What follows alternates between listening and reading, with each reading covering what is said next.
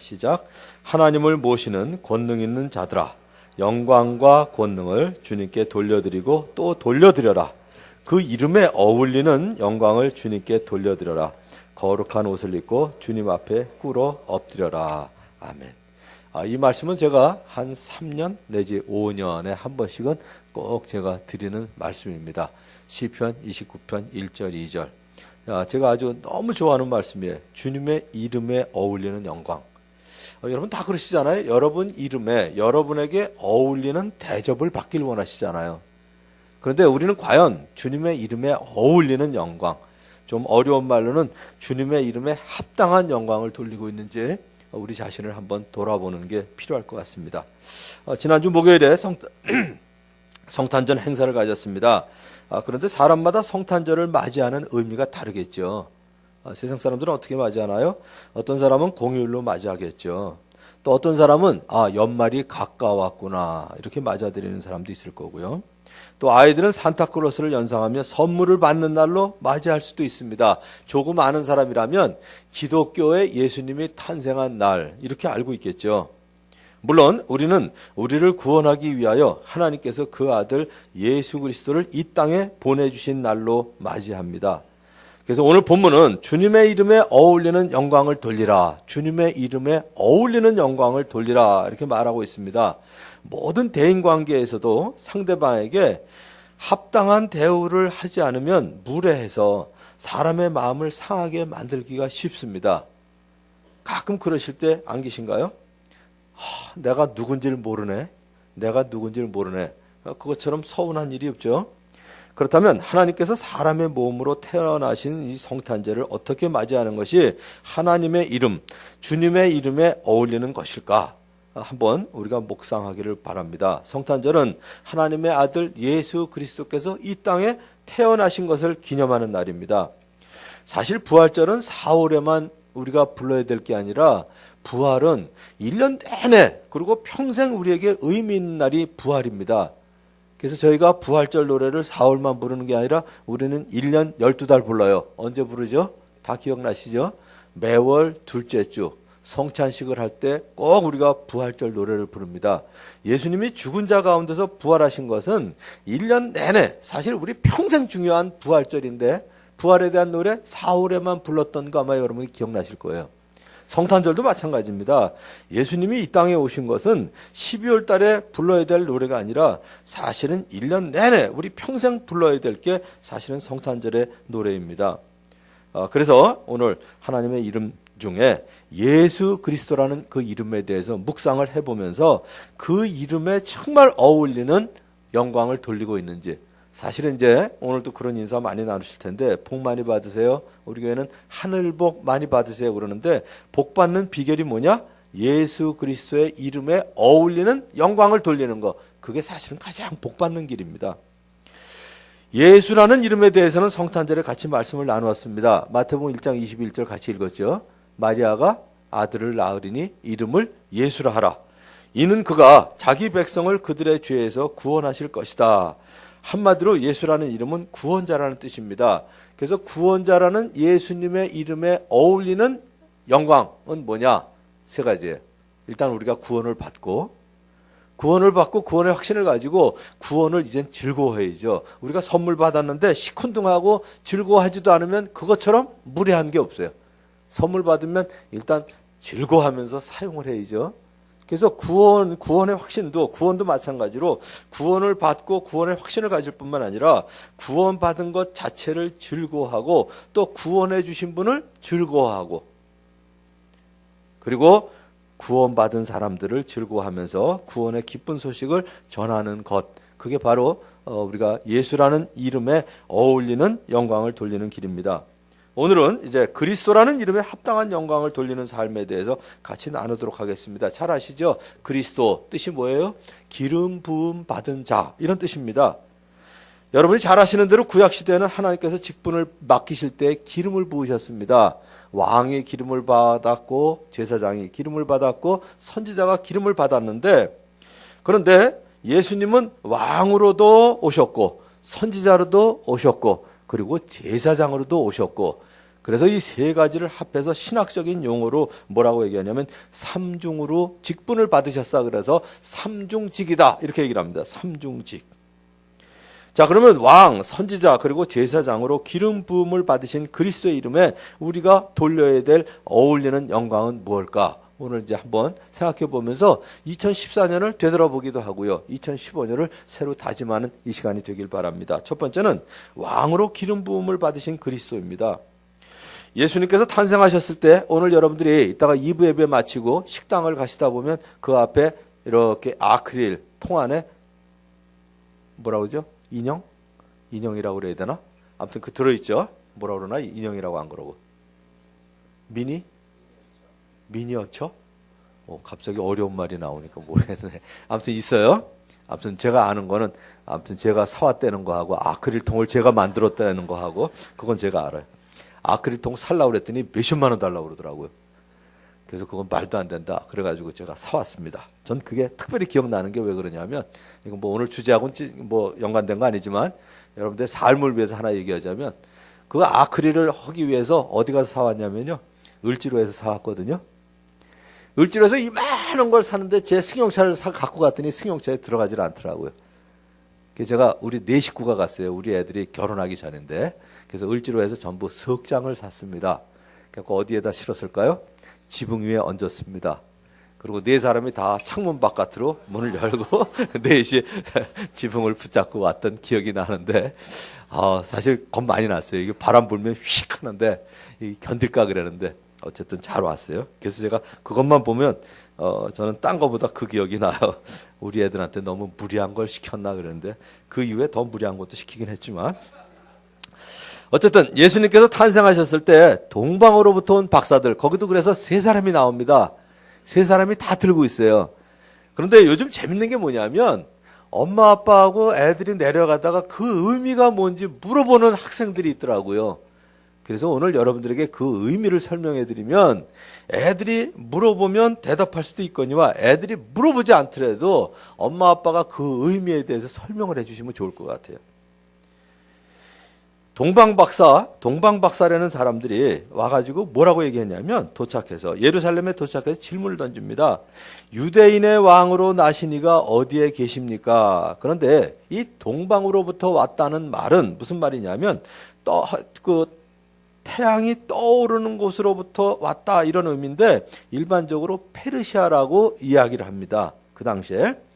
그런데 이 박사라는 말이 무슨 말이냐면 천문학자나 의학자나 철학자나 자연과학에 전문하는 자들 아니면 일종의 예언자들이나 꿈을 해석하는 사람들에게 붙여진 명칭이 박사였었어요. 그 당시에. 그런데 이 사람들은 선하고 경건한 사람들 그리고 진리를 참고하는 사람들로 존경받는 사람들이었는데 이 사람들이 동방으로부터 별을 보고 예루살렘에 이제 왔습니다. 별의 인도를 받고 온 거죠. 하나님께서 별로 하여금 저들의 걸음을 유대인의 왕께로 인도하도록 섭리하신 겁니다. 별이 중요한 게 아니라 별을 주관하시고 섭리하신 하나님이 더 중요하신 거예요. 그런데 이 동방 박사들이 유대인의 왕으로 나신 이를 찾아온 이들인데 저들의 입에서 유대인의 왕으로 나신 이라 이렇게 얘기하는 걸로 봐서 이 동방 박사들은 유대인일까요? 이방인일까요? 유대인들은 유대인의 왕으로 나신 이가 누구냐고 얘기를 안 합니다. 이건 이방인들이 하던 얘기예요. 이방인이라는 사실을 어떻게 알 수 있냐? 유대인의 왕으로 나신 분이 누구냐? 이걸로 하는 걸로 봐서 유대인이 아닌 이방인인데 유대에서 탄생할 메시아를 의미하여 부르는 이 별칭이 바로 유대인의 왕이었습니다. 그런데 유대인의 왕으로 나신 이가 어디 계십니까? 이 동방 박사들의 이 질문은 참으로 중대하고 그리고 중대한 의미의 물음입니다. 또 올바른 물음이에요. 그 이유는 진정 예수 그리스도는 왕이시기 때문에 그렇습니다. 진짜 유대인의 왕이에요. 동방 박사들이 그에게 경배하러 왔습니다. 그렇게 얘기하면서 자기들이 예루살렘에 온 목적을 이야기하고 있습니다. 이 사람들이 유대인의 왕으로 나신 분에게 경배하러 왔습니다라고 한 말은 단순히 인간적인 존경심을 초월해서 사람이 되어서 즉 성육신하여서 이 세상에 오신 하나님의 아들 곧 하나님께 드리는 예배를 의미하는 겁니다. 이 메시아 그리스도 같은 말인데 이 메시아이신 유대인의 왕을 환영하고 기뻐하며 그분에게 최고의 숭배 행위인 예배를 드리려고 왔다는 말입니다. 말하자면 사람으로서 사람의 제일 되는 목적 본분을 다하러 왔다는 뜻입니다. 이것이 바로 왕으로 기름 부음을 받으신 그리스도의 이름에 어울리는 영광을 돌리는 것입니다. 요즘 제가 재미있게 보는 게 있어요. TV 뭐 드라마는 당연히 안 보고요. 거의 안 보는데 북한은 오늘 그거는 제가 언제 하는지 모르지만 아무튼 이렇게 틀었는데 북한은 오늘 그러면 제가 꼭 봐요. 북한은 오늘. 너무 궁금해요. 북한이 어떻게 될 건지. 글쎄 제 생각에는 그냥 제 생각이에요. 또 뭐 제가 예언하는 거 아니에요. 요새 하도 이상한 예언들이 많아가지고 제 생각에는 자체적으로 아무튼 붕괴하지 않을까 하는 생각이 드는데 더구나 김정은 후계자가 없기 때문에 아들이 없기 때문에 그렇게 되지 않을까 하는 생각이 드는데 가만 둬도 자체적으로 그렇게 되지 않을까. 너무 궁금해서 북한은 오늘 그거는 꼭 보는데 우리나라하고 바로 옆에 붙어있는 나라인데 누가 다스리느냐에 따라 이렇게 달라질 수 있구나 하는 걸 가슴 깊이 느낄 때가 있습니다. 물론 우리나라라고 해서 박근혜 대통령이 다스리는 건 아니죠. 우리나라는 사실 국민 전체가 다스리는 나라예요. 국회가 다스리는 나라도 아닌 것 같아요. 나는 우리나라 국회가 우리나라 다스리면 다 망할 것 같아요. 가끔 그 생각합니다. 언제 국회의원이 잘해가지고 우리나라가 잘 된 거 있냐. 그 사람들은 그냥 거기서 싸우는 일 하는 거고요. 결국 우리나라는 국민들이 잘 다스리고 있는 거고 북한은 김정은이가 망치고 있는 거고 저는 개인적으로 그렇게 생각하는데 누가 다스리냐에 따라서 이렇게 달라질 수는 있구나 하는 걸 가슴 깊이 느낄 때가 있습니다. 여러분들이 뭐 몇 분은 아시는데 제가 차를 타고 자유를 통해서 개성까지 육로로 갔다 온 사람이거든요. 우리 노무현 대통령이 가시기 전에. 근데 우리 교인들은 잘 모르시더라고요.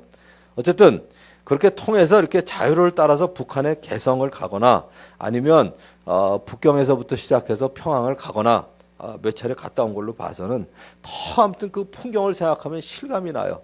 실감이 나요. 누가 다스리냐에 따라서. 한 번은 이런 일도 있었습니다. 미국하고 멕시코의 국경 근처에 있는 신학교에서 한 4년 동안 인텐시브로 계속 강의를 하러 간 적이 있습니다. 뭐 10년밖에 안 돼요. 근데 국경을 사이에 두고 멕시코 쪽에 있는 지역, 같은 지역인데 어떻게 부르냐면 멕시코하고 캘리포니아니까 이름을 뭐라고 붙였냐면 멕시칼리라고 불러요. 이건 멕시코에 있는 거예요. 그러면 캘리포니아에 있는 쪽은 뭐라고 부를까요? 그쪽은 칼렉시코 이렇게 불러요. 캘리포니아하고 멕시코의 합성어예요. 그러니까 멕시코 쪽은 멕시칼리 그래서 멕시코가 앞에 있고 캘리포니아 쪽은 캘리포니아가 앞에 있어가지고 칼렉시코 이렇게 부르는데 그 국경을 넘는데 5분도 안 걸려요. 5분이 뭐예요?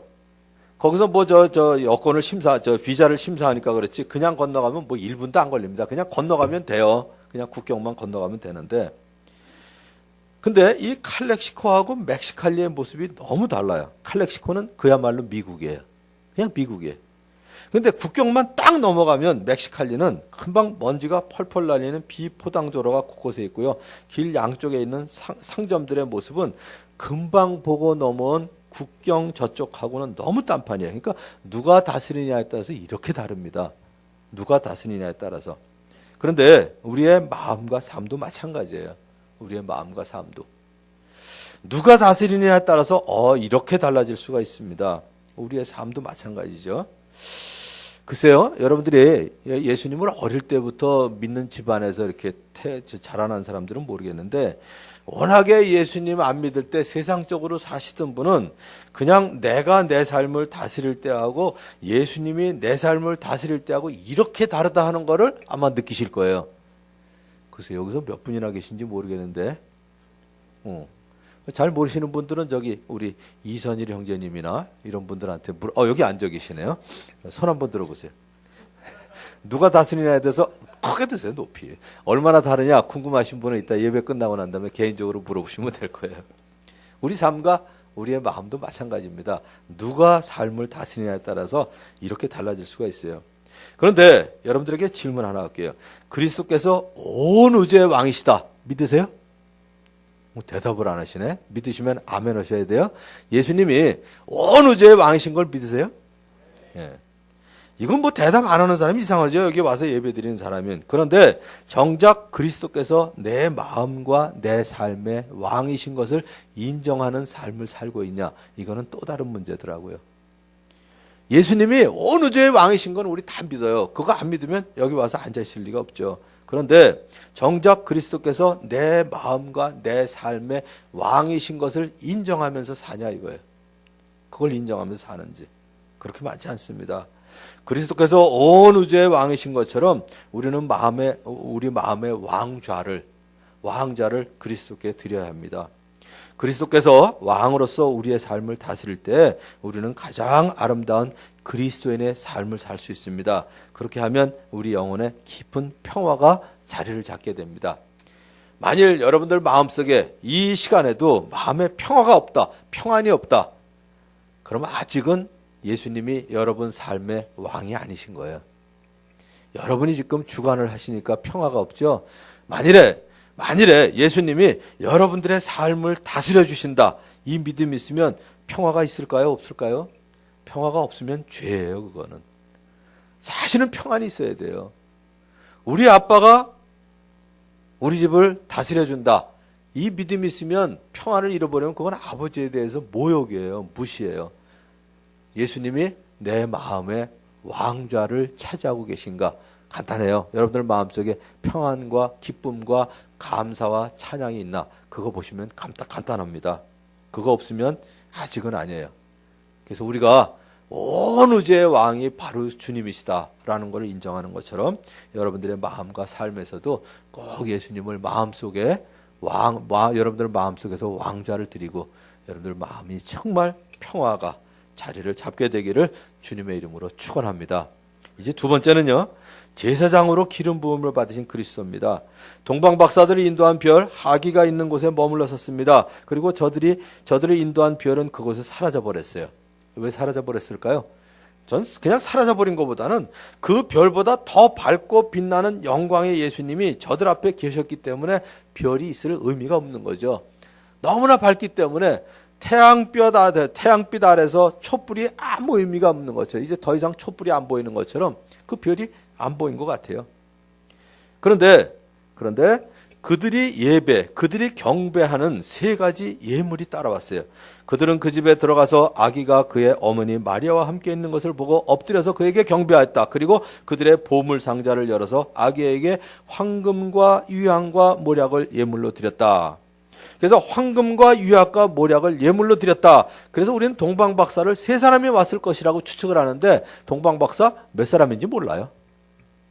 한 사람이 세 개를 다 갖고 왔는지 여러 사람이 더 왔는지 그건 우리가 모르는데 황금, 유약, 모략 거기에 근거해서 아마 세 사람이라고 얘기하는 것 같아요. 성경에는 세 사람이라는 얘기 없습니다.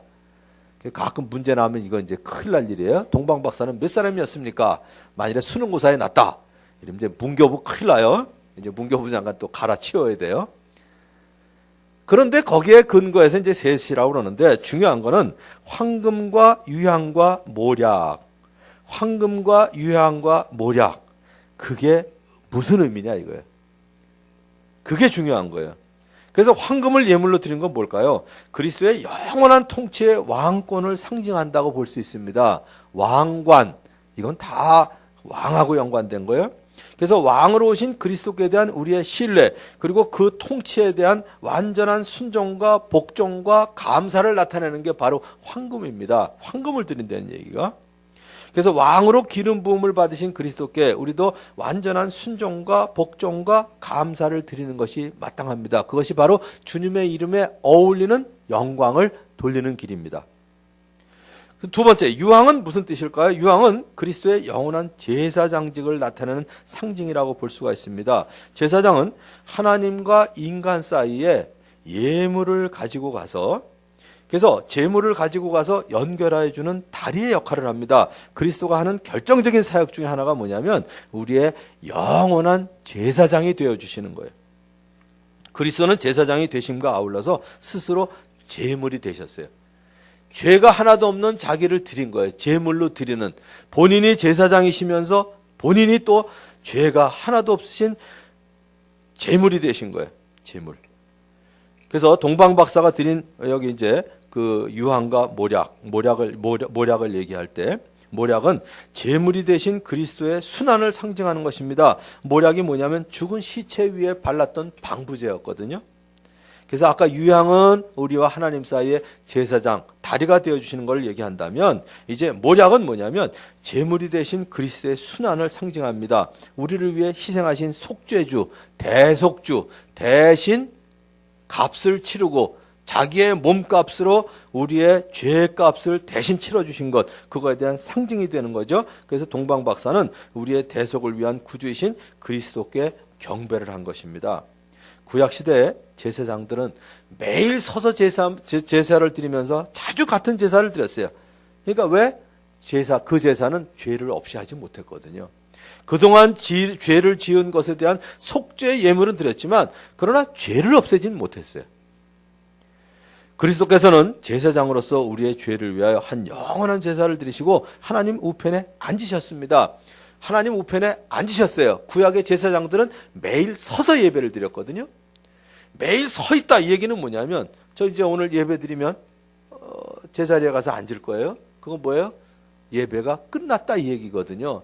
근데 계속 서 있다 이 얘기는 아직 안 끝났다 얘기예요. 그래서 구약의 제사장들은 죄를 없앨 수가 없기 때문에 매일 서서 같은 제사를 드렸습니다. 그러나 예수님은 단번에 영원한 제사를 드리시고 하나님 우편에 앉으셨습니다.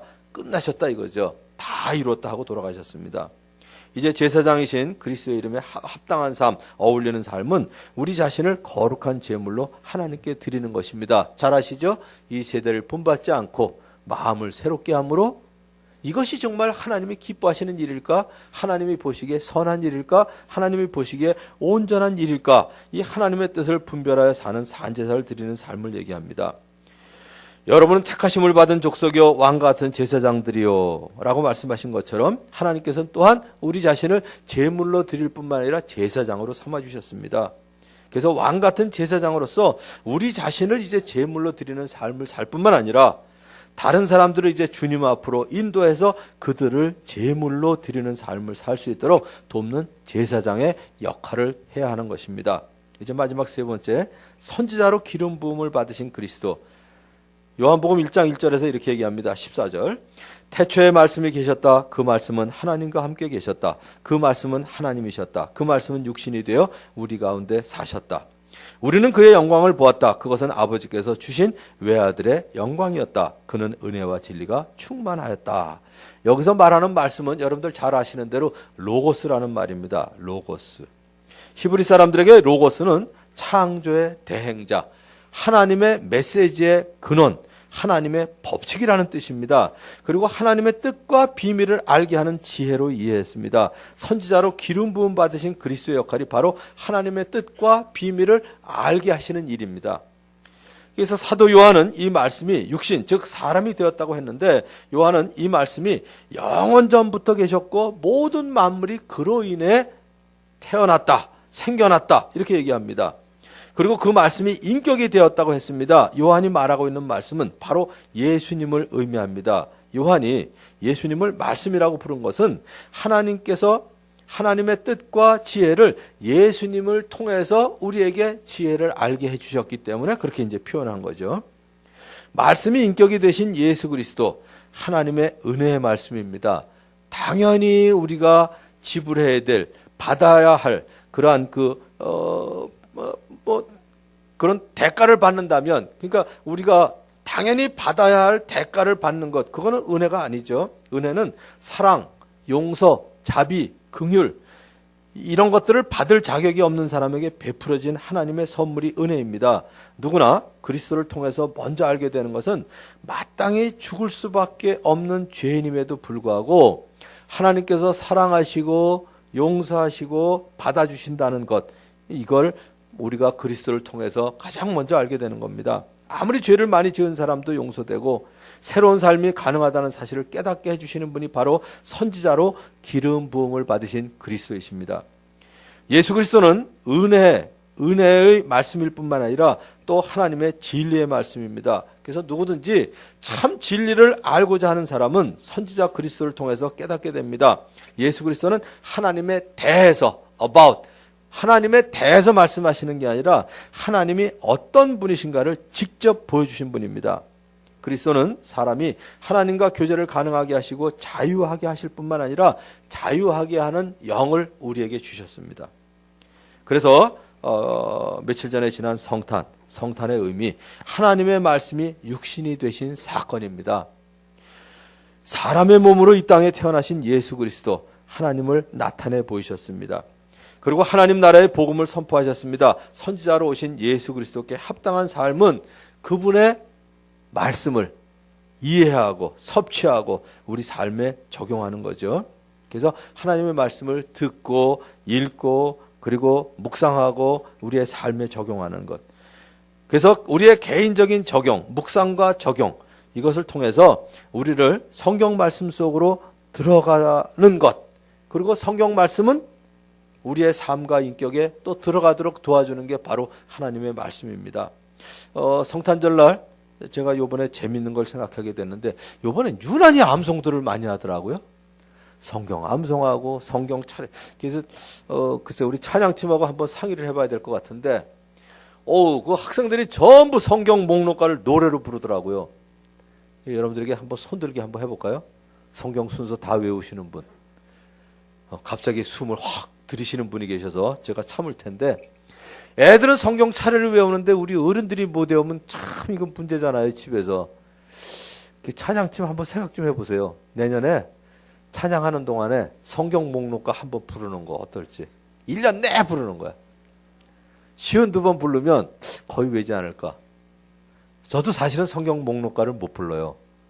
왜냐하면 저 20살 때 믿었기 때문에 성경 차례는 외워요, 제가. 아무런 목사가 성경 차례도 못 외우겠어요? 아무리 여기 뭐 색인이 있다고 하지만. 그러나 나는 성경 목록가를 외운 게 아니라 고가래 빌골 살딤디몬 이렇게 외웠고요. 첫 글자를 따가지고. 그 다음에 소선지서 12개도 호야오 요미나 하스학스말 이렇게 외워가지고 사실은 차례는 외우지만 노래는 제가 모르거든요. 나는 우리 애들이 와가지고 손주들이 와가지고 할아버지 성경 목록 노래 부를래? 그러면 노래 부를래요? 그러면 나는 그렇게 안 외웠거든. 그래서 아무튼 찬양팀 한번 고민 좀 해보세요. 어쨌든 애들이 외우는데 이게 어른들이 성경 순서를 못 외우면 그렇잖아요. 또 어른 위치에서 야 그거 색인에 다 있어 안 외워도 돼 이럴 수도 없고요. 그래서 한번 이거 불러보는 것도 어떨까 그러는데 어쨌든 이제 결론을 맺겠습니다. 크리스마스 뜻이 뭐냐면요, 그리스도 마스, 크라이스트 마스예요. 그리스도는 그리스도의 축제라는 뜻을 가진, 그리고 뭐 크리스는 여러분들이 다 아시죠? 그리스도. 마스는 축제라는 뜻을 가진 마스의 합성어입니다. 요즘 아주 심각한 일이 일어났어요. 영국 국회에서 뭐 법이 통과된 거 크리스마스 못 부르게, 아니 메리 크리스마스 못하게 돼 있다고 그러더라고요. 그러고선 뭐 시즌스 그리팅 이렇게 쓰기로 됐다고 그러는데, 난 그 사람들이 더 믿는 거 아니에요? 난 그 사람들이 그리스도를 더 믿는 것 같아. 그리스도를 믿는 사람보다. 왜냐하면 그리스도, 크리스마스, 메리 크리스마스, 크리스마스가 무슨 뜻인지를 믿으니까 그거 못 부르게 하는 거 아닌가요? 그거 별거 아니라고 생각하면 그거 그러거나 말거나 뭐 아무 의미도 없을 텐데, 딴 종교는 뭐라고 얘기해도 다 놔두면서 기독교에 대해서만 그렇게 열을 올리는 거는 진짜 믿음이 좋은 사람 같아요. 사실은요, 예수님 돌아가시고 난 다음에 부활에 대해서도 누가 더 믿었는지 아세요? 안 믿는 사람들이 더 믿었어요. 왜냐하면 예수님을 믿는 제자들도 예수님이 살아나셨다 그랬더니 너 지금 잠 덜 깬 거 아니냐? 그러고 가서 확인해보고 예수님이 무덤이 빈 것만 믿었지 예수님 부활한 거 안 믿었어요. 예수님을 믿어야 될 사람들은. 근데 오히려 예수님의 부활을 안 믿는 사람들, 믿지 않는 사람이 예수라는 사람이 사흘 만에 부활한다고 그랬어요. 야, 그거 진짜 부활하면 골치 아프거든? 그러니까 가서 지켜라 했거든요? 누가 더 믿었어요? 안 믿는 사람들이 더 믿었어요. 영국에서도 안 믿는 사람들이 더 믿는 것 같아. 그 메리 크리스마스 쓰지 못하게 하는 그런 거 보면. 근데 분명한 거는 그리스도, 그리고 축제라는 뜻을 가진 크리스마스, 이 합성어입니다. 그런데 불행스럽게도 많은 사람들의 크리스마스에 그리스도는 없고 마스만 있어요. 축제만 있는 경우가 너무 많습니다. 그리스도를 왕으로, 제사장으로, 그리고 선지자로 고백하고 그에게만 경배하고 예배하는 크리스마스가 되어야 합니다. 그래서 그분께 경배할 때 황금과 유약과 모략이 함께 했던 것처럼 예수님은 나의 왕, 나의 제사장, 그리고 나의 선지자라는 사실을 우린 다시 기억해야 될 줄로 압니다. 동방 박사들, 진정한 크리스마스의 의미를 알았던 사람인데 왕께 그래서 경배했습니다. 그 진정한 성탄의 축제가 성탄절에만 있을 게 아니라 우리의 삶 전체, 우리의 크리스마스가 되기를 주님의 이름으로 축원합니다. 기도하겠습니다. 이제 여러분들의 삶 가운데 정말 주님께서 왕이 되셨는지, 그래서 왕이 다스려 주실 것을 믿으면서 내 마음속에 정말 평화와 평안이 있는지, 그리고 제사장으로 오신 주님 앞에서 나 자신을 정말 산 제사로 드리고 있었는지, 그리고 선지자로 오신 주님 앞에 주님의 말씀을 얼마나 우리가 섭취하는 삶을 살았는지 다시 한번 2014년 되짚어보는 이 시간이 되길 바랍니다. 감사할 수도 있고요, 회개할 수도 있고요, 또 2015년을 앞두고 새로운 다짐의 기도를 1분 정도 드리신 후에 제가 기도하도록 하겠습니다. 각자 기도하겠습니다. 하나님 아버지, 가장 먼저 주님을 과연 왕으로 모셨다면, 정말 사랑과 진리로 통치하시는 하나님이 내 마음의 왕좌에 앉으셨다면 내가 이렇게 평안을 잃어버릴 때가 많았을까? 먼저 주님 앞에 회개하게 됩니다. 아버지 하나님, 또 선지자로 오신 주님 앞에서 주님의 말씀을 설교 준비할 때는 많이 했지만, 그러나 정말 내 말씀으로 받아들이는 시간이 얼마가 되었는지 제 마음에 걸립니다. 아버지 하나님, 이제 새해 정말 왕으로 오신 주님 앞에 내 왕좌를 드리고 마음에 늘 평화가 넘치고 감사와 기쁨이 넘치는 그러한 삶을 살 수 있도록 인도하여 주시옵소서. 아버지 하나님, 제사장으로 오신 주님 앞에 거룩한 삶을 살게 하시고 산제물로 드리는 삶이 되게 하여 주시옵소서. 이제 주님 선지자로 오셔서 하나님의 뜻을 알려주시고, 특별히 한글로 된 이 성경을 주셨사온데 이 말씀을 섭취하는 일에 더 많은 시간을 우선순위로 드릴 수 있도록 주님 도와주시옵소서. 예수님의 이름으로 기도하옵나이다. 아멘.